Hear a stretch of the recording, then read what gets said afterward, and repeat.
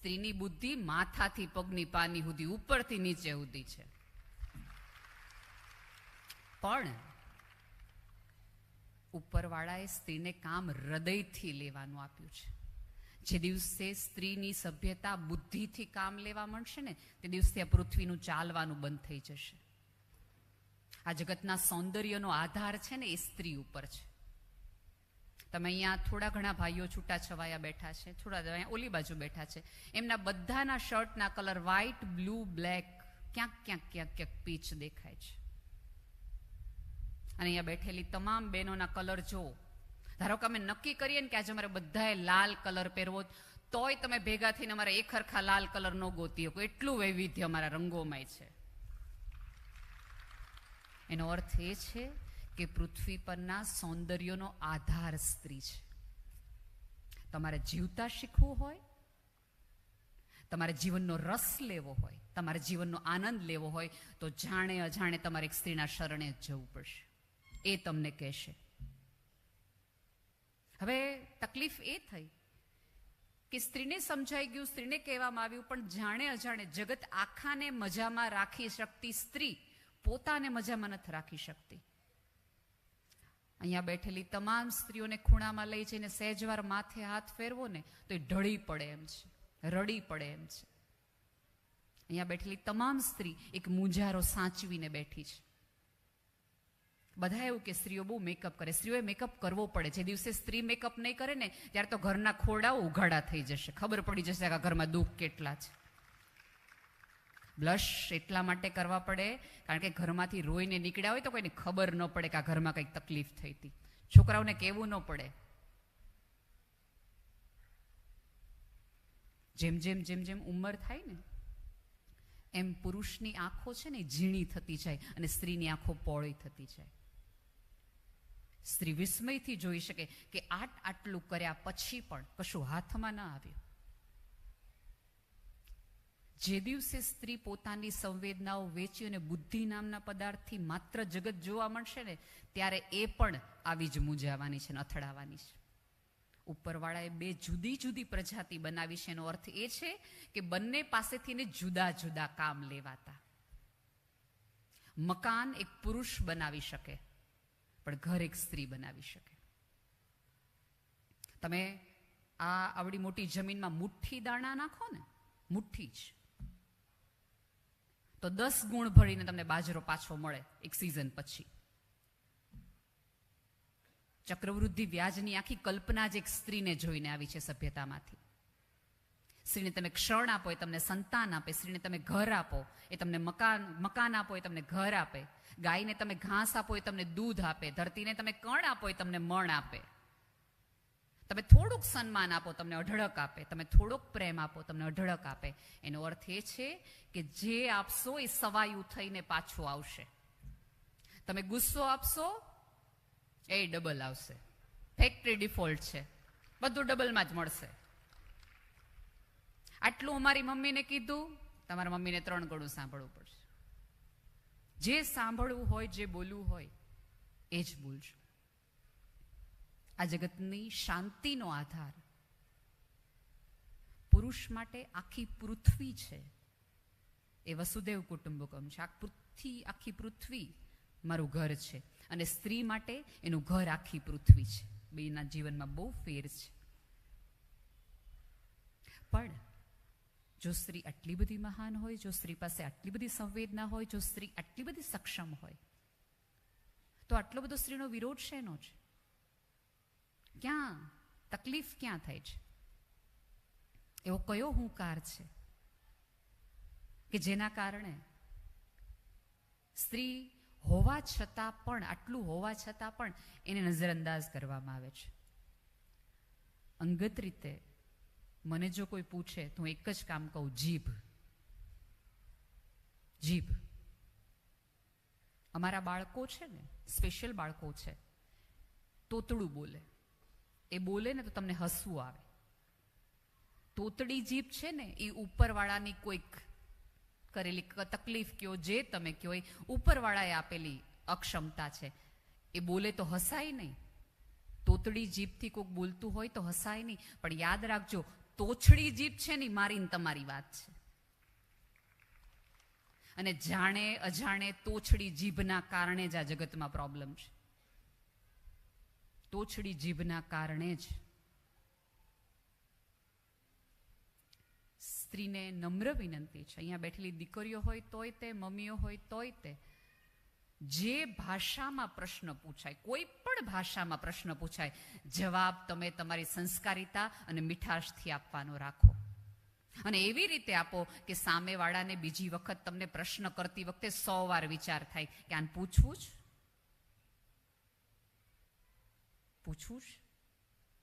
અને આમાં કેવું થયું કે નાનપણથી ઉછેરમાં થોડા ઘણા પ્રોબ્લેમ થઈ ગયા.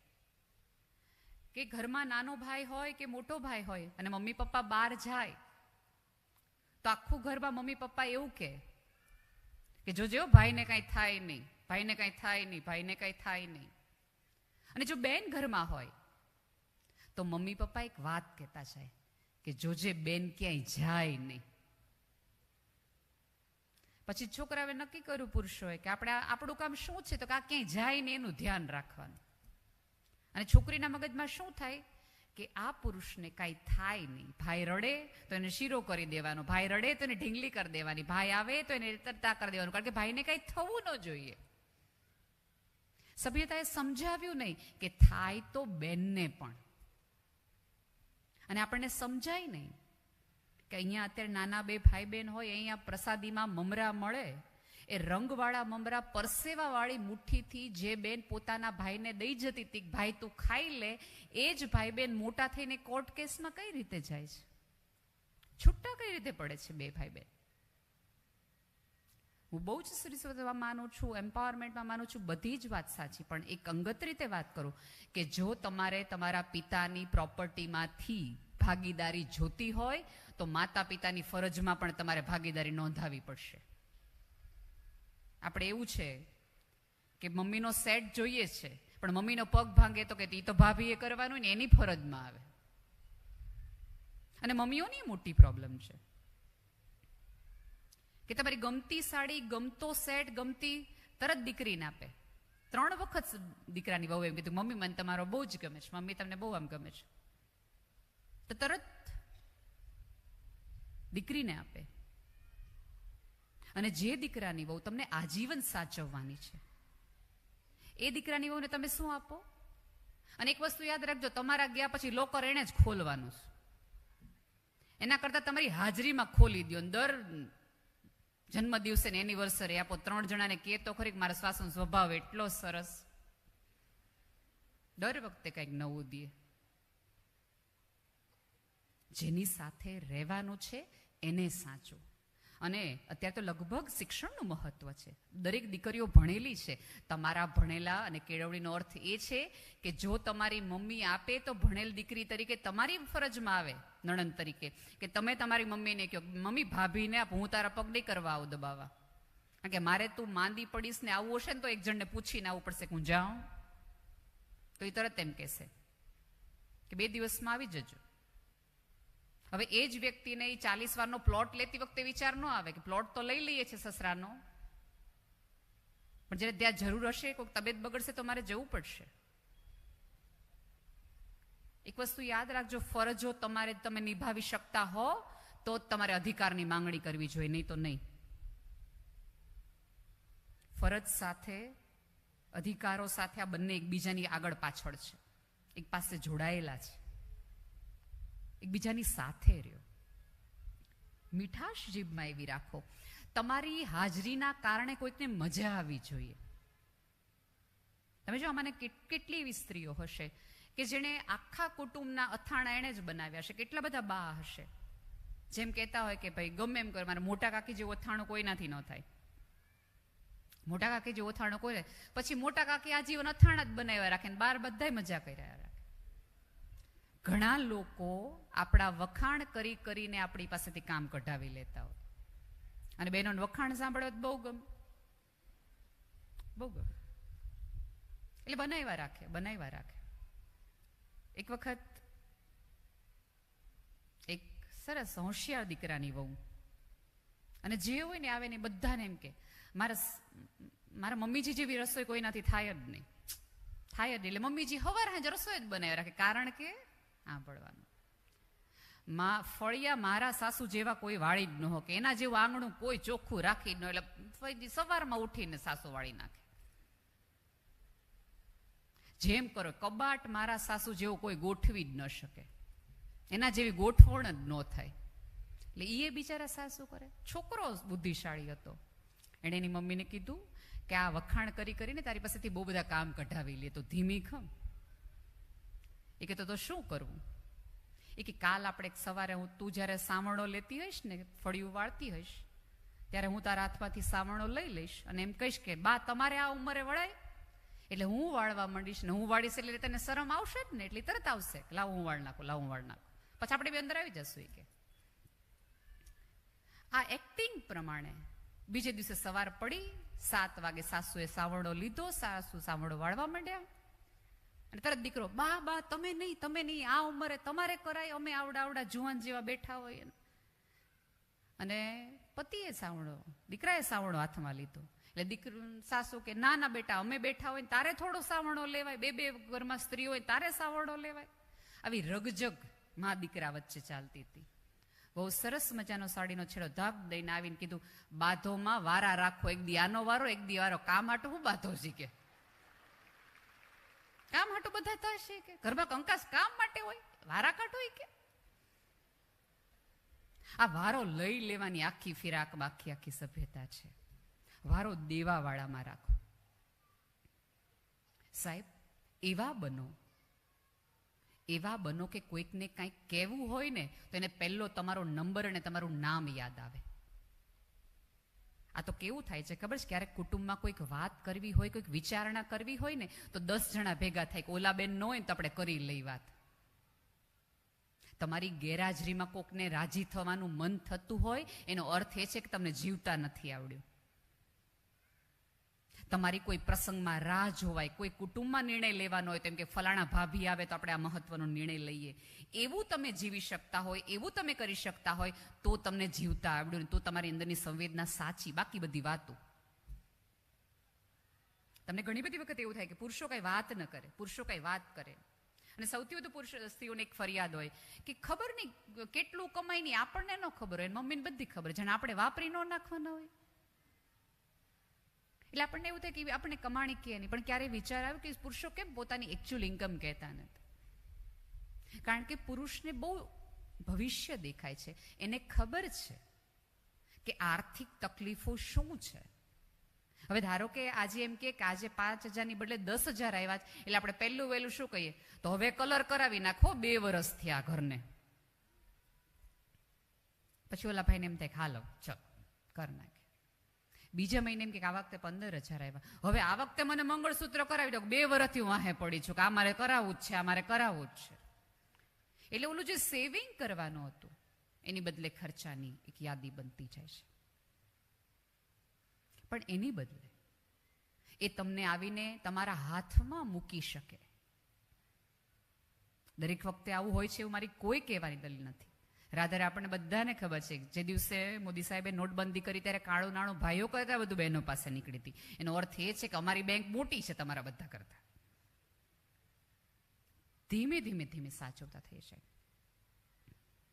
તો અંગત રીતે માનું છું કે તમારો સ્વભાવ સારો હશે, તમારી વાણીમાં નિર્મળતા હશે, તમે સંવેદનાથી વાત કરતા હશો તો જગતની દરેક વ્યક્તિ, તમારો પિતા હશે, તમારો પતિ હશે કે તમારો પુત્ર હશે, પહેલું વહેલું એને એવું થશે કે હું આને જઈને કશુંક કહું.